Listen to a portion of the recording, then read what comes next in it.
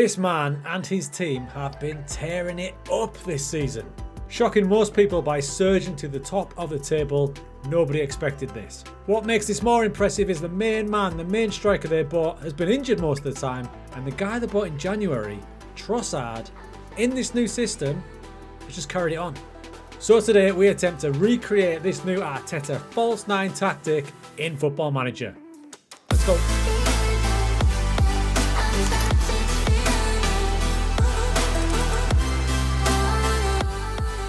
Right crew, excited about this one. I've just had one of the most fun seasons I've played on FM using this new Arteta kind of pep version of a false nine tactic that is brought in with the January transfer window signing of Trossard. Now there's my man Trossard. We have won the league title, which we'll get to, but Trossard was vital in it in the false nine role, and you can see there he scored 23 times with 11 assists as well in the league.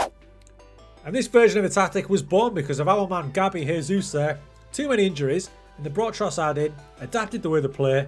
Fair play, man, fair play. You can see I hardly used Jesus either. Most of his games were Europa League and Cup games.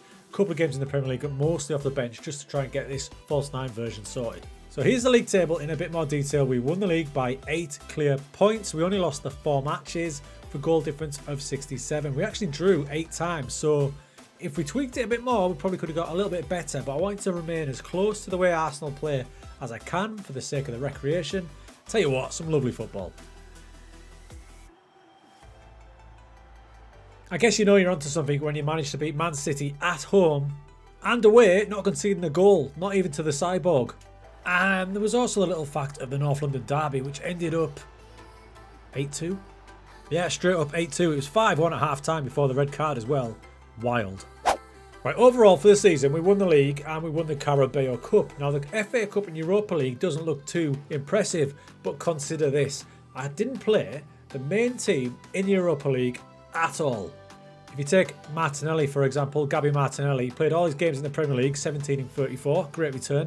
But if you look down his season stats there, not a twinkle of the Europa League and only 1 FA Cup game. So I just wanted to keep them fresh. So we played a reserve kind of team in the Europa League. Having said that, they went mighty close, you know, 4-3 against AC Milan, out 5-6 on aggregate. You can see the team down the side there. So you got the likes of Matt Turner in goal, Rob Holding playing. Akanji was brought in late in the transfer window because all my players were dead. Only transfer I made all season. And the likes of Jacob Kawawa there, Eddie and Ketia, and that's when Jesus played. But the season as a whole was nuts, man. It was nuts. We started off superbly. I thought, we're onto something here. The big results were coming in. We're smashing the likes of Leicester. There's that Tottenham game. Up until the mid-season break for the World Cup, hadn't lost a game. I thought, are we going to do another invincible season here? We go into the winter break. We actually lost a friendly to Marseille, but then we came back, beating Tottenham on penalties in the Carabao Cup. West Ham got a good battering, 5-0. We still hadn't lost at this point. There's the Man City game. We actually got knocked out of the FA Cup by Villa on penalties. There's that Milan game. And can you believe we lost our first game of the season to West Ham, who were at the time bottom of the league? But what can you do? So champions with the best goal scoring record and the best defensive record as well. Not blooming bad. Odegaard to stand out with 16 assists. Saka with 10 assists and 13 goals. Trossard in that false nine role with 23 goals, 11 assists. And Martinelli with 17 goals and 9 assists as well. So we're sharing it out just like they are in real life. Let's not forget the defensive side. Ramsdale with 25 clean sheets in all competitions. We wrapped up the title spanking Liverpool 4-1. Now you know what Liverpool are like on this game. Trossard with a hat-trick including a pen. Now we're onto something. I think it's time I showed you this tactic, right? Right, let's start at the back. So we've got Aaron Ramsdale as our sweeper keeper. I think he's widely regarded as one of the better keepers with the ball at his feet. And then across the back 4. So we've got Zinchenko used as an inverted wing back, just like he was at Man City. Super comfortable on the ball. And the centre-back pairing of Gabriel and Saliba, both comfy on the ball as well. Ball-playing defenders. Player instructions, by the way, will be available at the end of the video. Then we've got Ben White. I didn't feel like he was a wing back. More of a solid full back, but still supporting to just get himself quite high up as well. So there you see it in match. There's the back 4 across there. Ben White a little bit wider. Zinchenko here will shortly move in as the game progresses, and he fills in this gap in here. Saliba confident with the ball at his feet. And Ben White ready to link up. So your midfield too, you've got Thomas Partey, who's basically anchoring it all down. We've got him as a ball winner to make sure we win the ball back. And we've got Xhaka as a volante. Now Xhaka as a volante People may think he's a more of a defensive-minded player, but I can see him getting forward and backing up that support, albeit from a deeper position. Nice pairing. There you can see Xhaka and Partey. There's our pause it. Xhaka's always going to be a bit more advanced, and Partey kind of watching over things as games progress.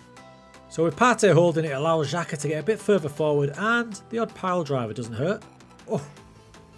And then we move on to the famous four up front, and this is where it gets a little bit funky. So we've got Saka on the right hand side as an inverted winger. Some may use him as an inside forward. Totally understand that, but I just think he's got a few more winger tendencies, so we're going to keep him on that. In next to him, we've got Odegaard, advanced playmaker. Now, a lot of people may think start him a bit deeper, but he gets so far advanced, and he's still allowed to roam around. I think that's the perfect place for him. Martinelli on the other side, I'm pretty confident that he is an inside forward, supplying that goal threat. And it's absolutely vital when we've got Trossard here as the false 9. So you can see this gap here, it's a little bit asymmetrical. But the reason for that is in match, Trossard will drop into there.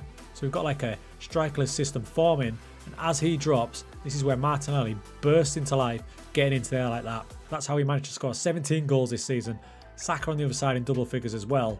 And Trossard, well, we saw how good his season was. So as a false 9, absolutely superb.